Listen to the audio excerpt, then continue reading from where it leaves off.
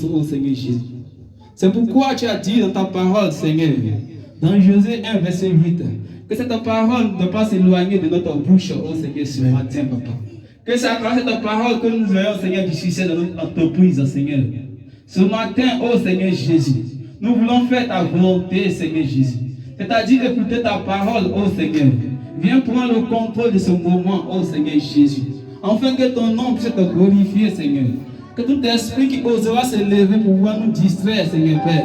Pour ne pas que, Seigneur, nous écoutons ta parole. Oh Seigneur, que cet esprit-là sorte de ce lieu maintenant au nom puissant de Jésus. Car Seigneur, aujourd'hui est un jour spécial, Papa. Car Seigneur, aujourd'hui est un jour spécial.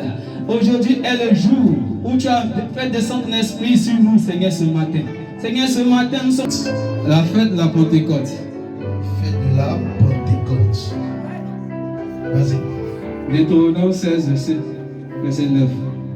Vas-y. Vous y êtes. Deutéronome 16, verset 9. Verset 9.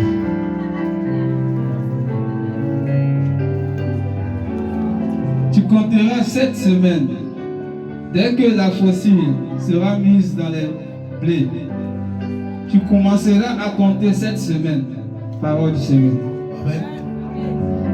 Pour ceux qui notent, Deutéronome combien? 9, 16. Deutéronome 16, verset 9.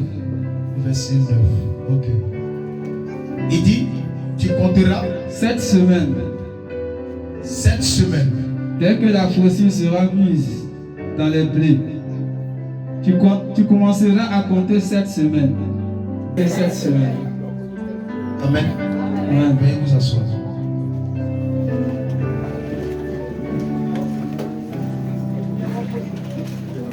Pour ceux qui notent, vont commencer à noter et s'apprêter.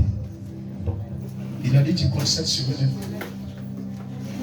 Le thème, c'est la fête de la Pentecôte. Ceux qui étaient à la veille, que Dieu vous bénisse, ça n'a pas été facile. Amen. Il a dormi de 9h jusqu'à 14h. Il dort seulement. Il me réveille, il dort. Gloire à Jésus. Amen. Et aujourd'hui, dimanche, qui était prévu notre jour d'action de grâce, nous avons reporté. Dis avec moi Pentecôte. Pentecôte. La Pentecôte est l'une des fêtes que Dieu a recommandées aux chrétiens. Et beaucoup de prédicateurs, beaucoup d'enseignants, beaucoup de personnes se font croire que la Pentecôte, c'est le christianisme. Vous savez, nous sommes des chrétiens. Chrétien signifie le mot christianisme. Et la Bible nous dit, au temps judaïque, au temps de Moïse, Dieu avait recommandé la fête de la Pentecôte. Et c'est de ça qu'il vient de lire tout à l'heure. C'est la fête de la moisson et les prémices. Qui comprend de quoi je parle? Amen. La fête de la Pentecôte, c'est la fête de la moisson et les prémices. Et la Bible nous dit qu'après la Pâque, Christ, notre Pâque, après la Pâque, 50e, non, il dit quoi? 7 semaines, c'est ça, non? Amen. 7 semaines. Que vous compterez 7 semaines. Ah d'accord, on compte 7 semaines. Dans 7 semaines, nous avons 4 mois qu'on retire qui fait 1 mois, qui signifie 30 jours. Et quand nous prenons les 3 autres semaines qui font 21 jours, et quand nous ajoutons les 21 jours sur les 1 mois qui font 30 jours, ça nous fait 71. En d'autres termes, bien-aimés, la Bible nous dit que 50e jour, bien-aimés, cette semaine, c'est 50e jour après la Pâque. Qui comprend de quoi je parle? Amen. Gloire à Jésus.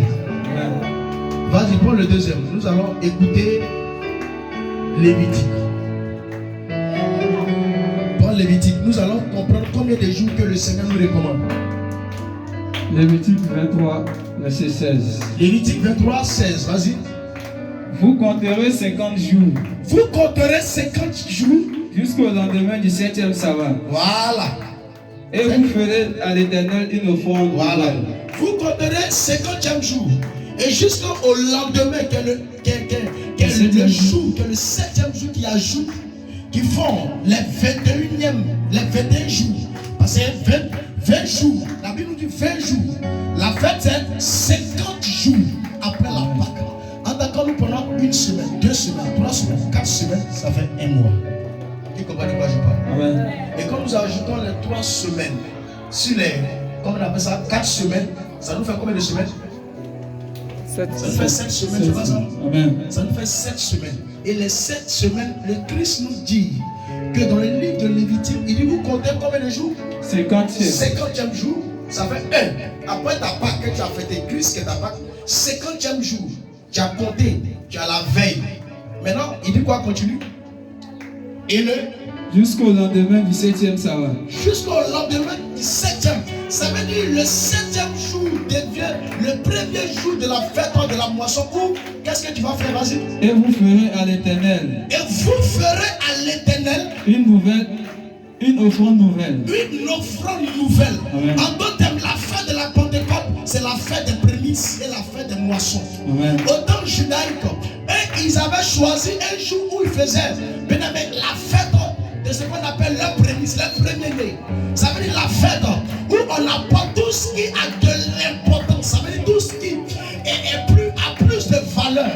Ça veut dire avant d'offrir quelque chose à Dieu, on tenait compte à la valeur de la chose qu'on doit l'apporter. Yes. Tu comprends? Amen. Donc quand tu prends une offrande, la Bible dit, pour que toi tu sois dans la Pentecôte, c'est d'offrir quelque chose à l'Éternel qui a de la valeur.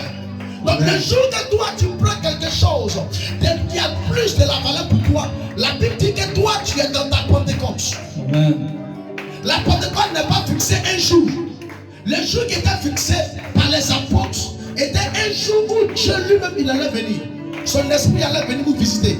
Mais Christ nous dit, pour que toi tu sois dans ta Pentecôte, c'est lorsque tu offres quelque chose d'exceptionnel, quelque chose que tu n'as pas l'habitude d'offrir. Ça veut dire que ce n'est pas nos pères, c'est les pères sont levés. Ça veut dire des choses qui